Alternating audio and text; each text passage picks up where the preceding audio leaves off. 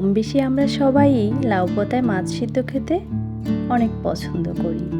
আজকে আমরা শিখে নেব কিভাবে মাছ লাউ পাতায় মুড়িয়ে সিদ্ধ দিতে হয়।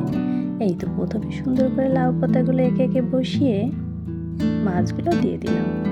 এবার দেখুন বন্ধুরা, এটাই হচ্ছে মূল রহস্য। এভাবে সুন্দর করে লাউ পাতাগুলো মুড়ে দিতে হবে। এর ফলে কি হবে বলুন তো, ভিতর থেকে কোনো রকমের মশলা বাইরে বেরিয়ে আসবে না, আর মাছগুলো সুন্দর সিদ্ধ হবে, মশলা মাছের গায়ে লেগেই থাকবে। এভাবে সুন্দর করে মুড়ে এবার আমি এই সাদা সুতোতে ভালোভাবে অনেক সময় ধরে আস্তে ধীরে বেঁধে নিতে হবে। দেখুন বন্ধুরা, আপনার যার যেভাবে ইচ্ছে হয় এভাবে সুন্দর করে টোপলাটা বেঁধে নেবেন। এই দেখুন বাঁধা হয়ে গেছে প্রায়।